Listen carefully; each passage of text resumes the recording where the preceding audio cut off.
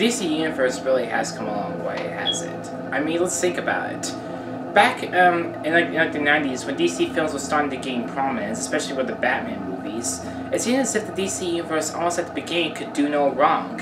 I mean, the first of the actual DC movies to come out was Batman, and that had some significance that actually gave DC movies some hope that they could actually stand out well.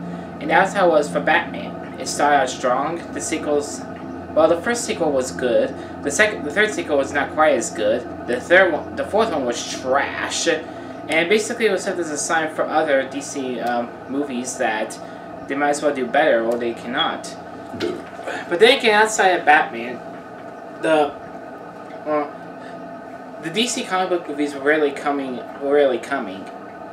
Especially not at the fast rate that the Marvel movies were as soon as Iron Man stopped pumping out. I mean, granted, they tried a few times. First with Catwoman in 2004 as a solo movie for Catwoman. Unfortunately, that went south. If you need more information, see the Nostalgia Critic review of that movie if you want to know more. But outside of that, outside of those two, rarely did we get any DC movies with other actual DC characters, like, say, Wonder Woman, or others like that, or Green Lantern, or even The Flash. In other words, we rarely get any movies like that until later on. And honestly, people have actually been clamoring for Wonder Woman movie for a long time. And but as far as I can see, I don't think people could have known how to properly handle Wonder Woman. Not only was she conceived or seen more as a role model among the role model of DC Cinematic Universe, as far as I know, that is. But she was more positive and more colorful and a bit more unsure about how to handle. Like, unlike Batman, who a universal character and was the most popular of all the people. Unlike Suicide Squad, who could definitely bring a sense of humor into their comics. And don't even get me started in a TV series, but Wonder Woman actually gained a lot of prominence in the 1970s TV series with Linda Carter and Lyle Waggoner. It basically followed, Wonder Woman is basically an Amazonian princess named Diana Prince, who basically stumbles upon a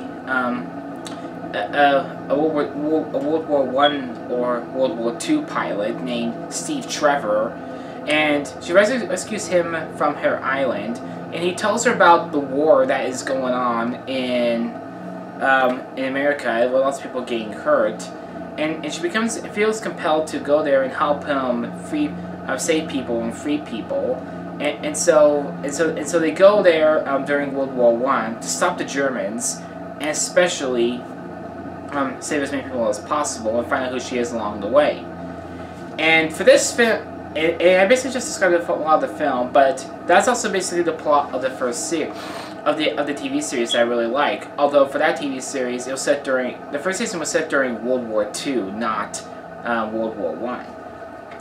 That being said, when they announced that they were making this film, I was actually kind of excited. Not only did they bring on Gal Gadot, an actress who had a lot of potential behind her, especially after her work in the Fast and Furious franchise, but not her work on the god-awful Mrs. Smith would-be film that was Keeping Up with the Joneses. Just no. And on the other hand, she did look like a potential candidate for the role, especially considering that Chris Pine was playing Steve Trevor. Even though that guy didn't really have much charisma to him, I honestly thought he would work pretty well. So what had happened?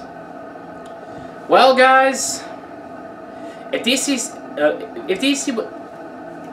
was looking for their best film since the Dark Knight trilogy to basically give it basically takes the jumpstart cables and basically slams it straight into the cinematic universe and give it a jumpstart. Well, with Wonder Woman, they practically did just that. I don't think I've seen a film since The Dark Knight that actually understands the character of Wonder Woman. Just like that film, they understood Batman.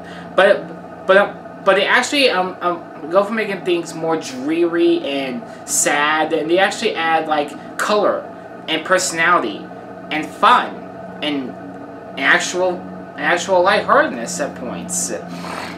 Yeah. So suffice to say that this film is actually a lot better than Suicide Squad, and definitely a lot better than Batman v Superman, because it actually relies more on practical effects most of the time, and that's obviously a plus. So let's start out with the one thing that I have to commend this film for the most: the performances, and they're essential to Gal Gadot and Chris Pine. Those two are honestly the two things that make this film. Gal Gadot is one great actress. She's charismatic, she's wickedly strong, she's powerful. Not only was she pregnant, she was definitely pregnant while she made this film, like 5 months pregnant with her second daughter. But obviously that didn't slow it down, because she plays every action scene to the fullest extent. In the opening action scene that takes place on the island, that was fan-freaking-tastic. And honestly, there's not much more I can really say there.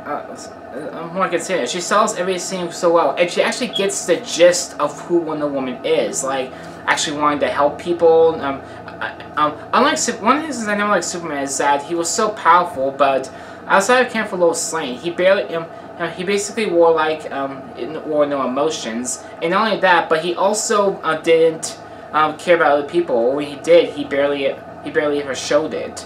Gal Gadot doesn't say the opposite. She actually wears the emotion on her face. And the fish out of water scenes, which she does while in London and Belgium, those were actually really well executed. I love those. But Chris Pine, this is the guy's best performance since Captain Kirk in the Star Trek series, hands down. This guy really understands Steve Trevor. He and Godot have the best chemistry I've ever seen thus far. They play off well with each other. I like the banter, and I really do like how they basically understand who Wonder Woman and Steve Trevor really are. As for the villains in this film, I'll get to one of them later. Dr. Poison is passable, and I do like the Major character. He does play a crucial part that we'll get to later. I like how they basically shift down to being actual humans that just want to win the war. And honestly, there's not much more I can really say there. And this leads me to my second biggest strength of the film: Patty Jenkins' direction. Patty Jenkins, not only is Patty Jenkins the first female to ever direct a superhero film, much less a DC film, she does a balls-to-the-walls amazing job with this film. She brings great cinematography to the table. The action scenes are masterfully well directed. I'm serious. Not since Christopher Nolan directed the final street fight scene in The Dark Knight Rises does that film absolutely blow me away, because those scenes, great. And Patty Jenkins delivers those here. Every scene is well articulated, well shot, well managed. You can understand what's going on. The war scenes in particular are definitely well shot. And Patty Jenkins actually remembers to bring actual color and flair. She doesn't rely on everything being too dreary and dark to convey. She understands that you don't have to rely on dreary and dark colors to convey the mood every time. You're allowed to add color and personality, and she understands that, and that's what I really like. But not everything is going to be perfect about this film, and everything isn't. That's why I have to come to some negatives. One of those being the final action scene. Now I understand what happens in the final action scene, and I get why it needed to happen. And the sacrifice that goes on, that was necessary too. I understand that. However, I won't spoil the film, but let's just say David Thewlis' character in the film, I found he was too unnecessary, and it basically goes for like this myth that Gal Gadot is